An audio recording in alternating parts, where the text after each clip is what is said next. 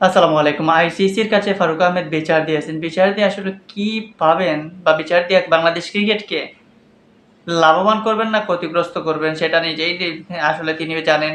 কিন্তু একটা জিনিস আসলে বলতে হয় যে ফারুক আহমেদকে যে পদ্ধতিতে বদলানো হলো অর্থাৎ পরিচালক পদ কেড়ে নিয়ে বিসিবি প্রেসিডেন্ট পদ থেকে সরিয়ে দেয়া হলো। সেখানে ৮ জন পরিচালক তাদের অনাস্থা প্রকাশ করলেন। তারা সেখানে লিখিতভাবে অনাস্থা দেন জাতীয় ক্রীড়া পরিষদকে।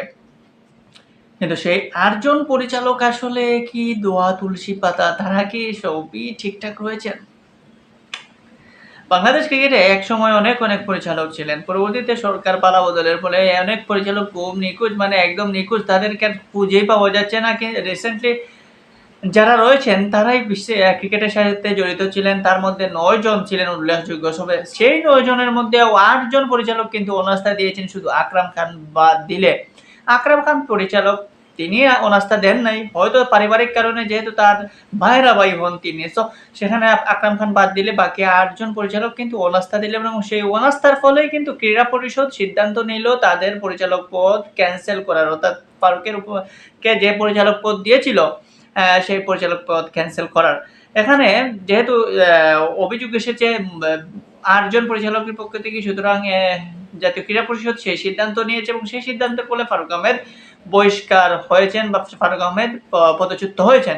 কিন্তু এখানে ফারুক আহমেদ তার পরিচালকদেরকে যেখানে সন্তুষ্ট করতে পারেন নাই, সেখানে কেন ক্রিকেটকে ধ্বংস করার জন্য আইসিসির কাছে নালিশ দিলেন?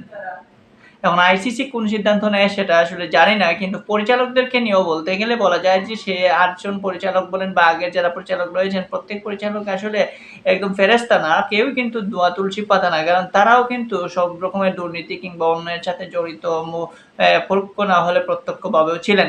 কারণ তাদেরকে যারা এখন পরিচালক আছেন মুষ্টিমেয় ২-১ জন ব্যতীত বাকি সবাই কিন্তু সেই পাপন যুগ থেকেই পরিচালক হয়ে আসছেন। সেই পাপন যুগ থেকেই পরিচালক বাংলাদেশ ক্রিকেটের সাথে জড়িত। বাংলাদেশ ক্রিকেটের অনেক কর্মকাণ্ডের সাথেও জড়িত। কিন্তু সেখানে যদি একা ফারুকের উপর দুর্নীতির দায় চাপে তাহলে কিন্তু পরিচালকরা কোথায় গেলেন? পরিচালক কিন্তু একেকজন একেক দায়িত্বে রয়েছেন। সবাই কিন্তু এখানে কিছুটা হলেও জড়িত থাকার কথা। যে বিপিএল নিয়ে ফারুক আহমেদের উপর দোষ দেওয়া হচ্ছে যে বিপিএল এ দুরন্ত রাজশাহী যে টিমটা রয়েছে সেই টিমটার কারণেই ফারুক আহমেদের উপর অ্যালিগেশনটা বেশি যে এই টিমটাকে ফারুক নিজ ইচ্ছায় একক সিদ্ধান্তে সেই টিমটাকে বিপিএল এ আনেন এবং সেই টিমটার কারণে ক্রিকেটের ভাবমূর্তি ক্ষুণ্ণ হয় বিশ্বের পরিমণ্ডলে।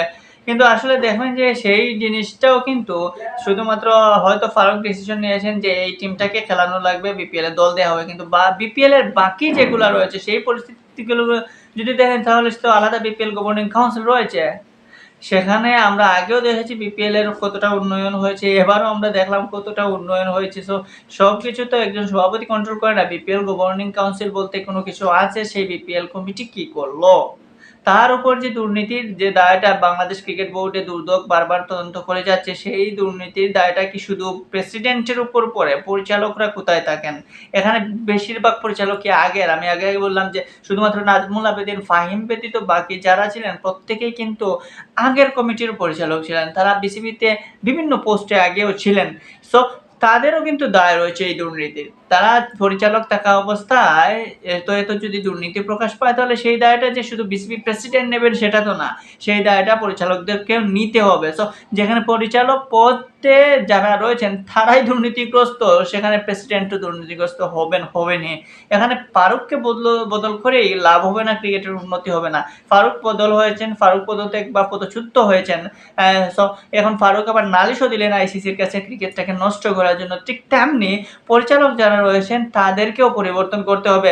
আর সামনে যে নির্বাচন রয়েছে বিসিবি, সেই নির্বাচনে এইরকম পরিচালকদেরকে রাখার দরকার নাই যে সকল পরিচালকরা ক্রিকেটের দুর্নীতির সাথে জড়িত এবং যে সকল পরিচালকরা বিসিবি প্রেসিডেন্টের উপর নালিশ করতে পারেন দুর্নীতি বা বলেন বা তাদেরকে পাত্তা দিচ্ছেন না বলেই তো হয়তো ফারুক আহমেদের বিপক্ষে এই ৮ জন পরিচালক অনাস্থা জানালেন। পাপন হয়তো ঠিকঠাক সবাইকে পাত্তা দিয়েছেন, ঠিকঠাক সবাইকে হয়তো বন্টন করতে পারছেন মাল, সেই জন্য কারো কোনো কিছু প্রয়োজন হয় নাই। তাই পাপনের বিপক্ষে আর কেউ কখনো কোনো অনাস্থা জানাতে পারে নাই। কারণ সেখানে পাপন ঠিকঠাকভাবে সবাইকে মেইনটেইন করতে পারছেন। কিন্তু ফারুক হয়তো একাই সব খেদাই ফেলতে চাইছেন।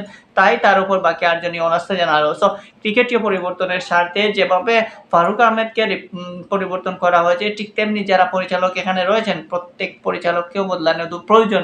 নতুন পরিচালক আসা দরকার। এই পরিচালকরাও কিন্তু ক্রিকেটের জন্য লাভবান কোনো কিছু বয়ে আনবেন না। সবাই কিন্তু কিছু না কিছু হলেও আছেন।